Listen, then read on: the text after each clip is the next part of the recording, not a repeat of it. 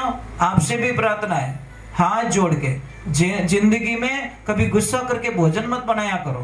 जी के नए नए उपाय सुनने के लिए चैनल को सब्सक्राइब जरूर करें और आगे से आगे शेयर जरूर करें। आपसे भी प्रार्थना है, हाथ जोड़ के जिंदगी में कभी गुस्सा करके भोजन मत बनाया करो। जो माता बहन गुस्सा करके भोजन बनाती है ना, उसका परिवार का चौथो गैर छिटकी रेवे, दिमाग ही काम नहीं करता। बच्चा चिड़ेगा, लड़की कहना नहीं मानेगी, पतिदेव अलग ही जावे, हाउ जी बड़े अलग ही भजन गावे, ससुर जी अलग ही आनंद लेवे, घरे माने पूरा बिखराव रह जावे। इन्हें वास्ते कदी भोजन ने गुस्सो कर नहीं बनानो, गुस्सो करियोड़ो भोजन एनी जहर बन जाया करे। सत्य की संगत सुख धारा, चल बोला जीवड़ा सत्य की संगत में। महाराज, जो आनंद सत्संग में मिलता नहीं, संसार में कहीं नहीं मिलता। पर आनंद लेने वाला चाहिए। किसको तो बहुत बड़ा बोझ लगता है, कथाएं बोझ लगती है। भगवान की जब घंटी बजती है सुबह सुबह, तो किसको आरती भी बड़ी बेकार लगती है, और किसको कहीं पे दूर आरती बज रही है तो उसको घर पे बैठे आनंद आ जाता है। क्योंकि बवरा होता है ना, बवरा प्लास्टिक के फूलों से कभी खुश होने वाला नहीं है। बवरा हमेशा ओरिजिनल फूल से खुश होता है, क्योंकि उसको पता है रस इसमें है, रस इसमें नहीं है। आप एक काम कर लेना, प्रमाण है, प्लास्टिक का फूल उससे भी सुंदर बनवा देना और एक ओरिजिनल फूल पास में, दोनों गमले पास में रख लेना। जब बवरा आएगा ना साहब, तो एक ध्यान रखना, प्लास्टिक के फूल पे जाके नहीं बैठेगा, भले ही उसके कलर कितने ही सुंदर हो, वो भवरा ओरिजिनल फूल पे आके बैठेगा। तो आजकल क्या होता है, सत्संगों के अंदर बस जिस भजन का कोई अर्थ भी नहीं है, बिना अर्थ के भजन गाए जाते, जिसका कोई मीनिंग नहीं है। मतलब हमारी भाषा में, शास्त्र भाषा में क्यों, पानी में बिलोवणो करनो, और पानी में बिलोवणो करियो घी आवण वालो नहीं है। एक मैं थोड़ी सी बात बता देता हूं। देखिए, दूध, दही, छाछ, माखन और घी, ये सब एक ही परिवार के, एक ही परिवार के, पर सबके भाव अलग अलग क्यों हैं?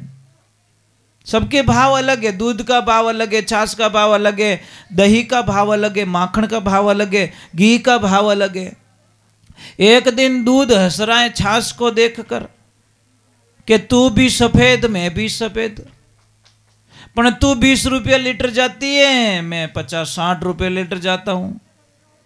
छाछ हंसने लगी कि भले मेरे दाम कम है, पर एक ध्यान रखना दूध भैया, एक रात की सत्संग कर ले मेरे साथ में, या तो तू मेरे साथ में आ जा या मैं तेरे साथ में आने दे, मैं तेरे भाव डबल कर दूंगी। वो बोले क्या बात है, कि एक रात, मेरे भाव भले ही कम है, पर तू एक रात की संगत कर ले, मेरे तेरे भाव डबल के, चलो कोई बात नहीं। दूध ने बोला तू आजा, मैं तो बड़े बाप का बेटा हूं, मैं आने वाला नहीं हूं, तू आजा मेरे द्वार पे। तो छाछ ने बोला कोई बात नहीं, मैं आ जाती हूं। आके उस दूध के साथ में रह गई। एक रात निकली, सुबह दही बन गया, जहां 50 में बिकता था वो 150 में चला गया सुबह में। एक रात की संगत ने उसके भाव को 3 गुना बढ़ा दिया। तो मैं आपसे वंदन करता हूं, अच्छे लोगों की संगत करोगे ना, आपके भाव में कभी कमी नहीं आएगी। पर कितना भी अच्छा व्यक्ति अगर गलत लोगों की संगत कर ली, एक अच्छा विद्वान व्यक्ति अगर कोई शराबी के साथ में जा रहा है, बातें करते करते, वो पीता नहीं है, खाता नहीं है, पर लोगों की नजर में नेगेटिविटी आ गई और लोगों ने बोला बेटो ओई छाने छाने लेवे दिखे, लेता नहीं है, पीता नहीं है, पर उसके भाव वहां कम पड़ गए, क्योंकि एक शराबी के साथ में वो जा रहा था। और कोई भी देखना, साधु संत की कोई भी गाड़ी हो, भगवान ना करे कोई शराब के ठेके के सामने बंद पड़ जाए ना, तो वो गाड़ी बदनाम हो जाती है। यानी यूं बोलो, हजारों भटभटिया पिंचर हो, वो भी कोई लेने देना नहीं है। अब लोग तो यही बोलेंगे महाराज की गाड़ी यहां क्या कर रही है, ये पता नहीं टायर फूट गया बेचारे का, वो नहीं पूछेंगे। तो ये जिंदगी के सिद्धांत। आप किसके साथ में रहना चाहते हो? अच्छा भाव करना है तो अच्छे लोगों की संगत करनी पड़ेगी, और नीचा डाउन भाव करना है तो आप डाउन में जाना पड़ेगा। भाई होनारो टुकड़ो पीतल रे भेड़ो जाई तो भाव पीतल रही जाई, विने पहचान नहीं, वो तो कबाड़ वालों तो विन भाव ही ली, और देखिया पचे परखिया पचे ठा पड़ सके कि इना भाव ज्यादा है। तो महाराज एक बात का ध्यान रखना कि जैसे ऊपर पानी की टंकी लगी हुई है, ए बेटा गरम गरम क्या बेच रहे हो, ऊपर पानी की टंकी लगी है।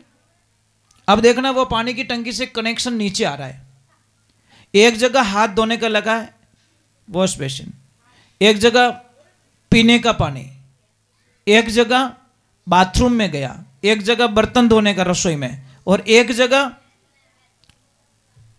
हमारे बाथरूम में वॉश में। अब देखना मैं आपको ईमानदारी से बता रहा हूं, ये मोटा मोटा भगत इतनी देर कटे था, कहीं तपस्या में था,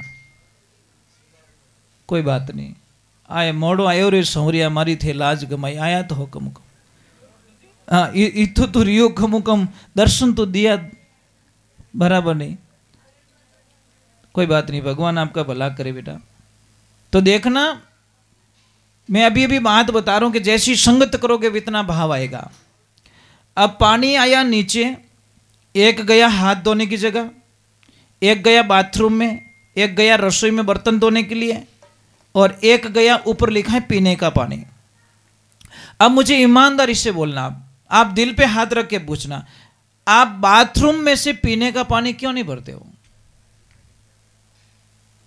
मुझे इतना बताइए, क्यों नहीं भरते हो?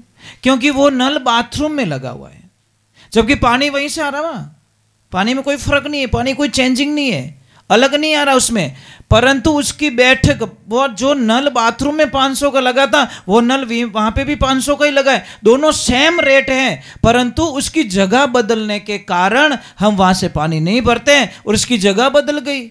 तो बाथरूम वाला नल क्या कह रहा है, यार मेरी कितनी बेइज्जती हो रही है, 500 का मैं ही हूं।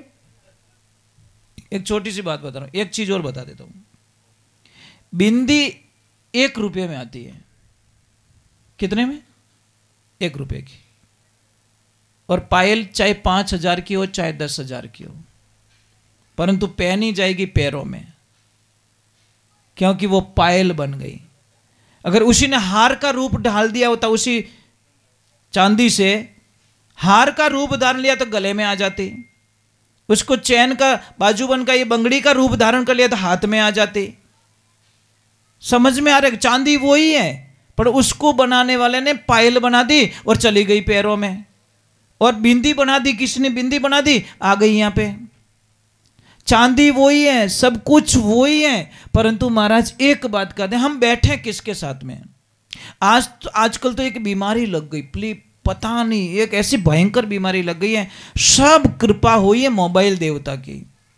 इस मोबाइल देवता की इतनी कृपा हुई है, न तो ये सच बोलने देता है, न जीने देता है, न मरने देता है, और न पढ़ने देता है, न सोने देता है, न टाइम पे खाने देता है।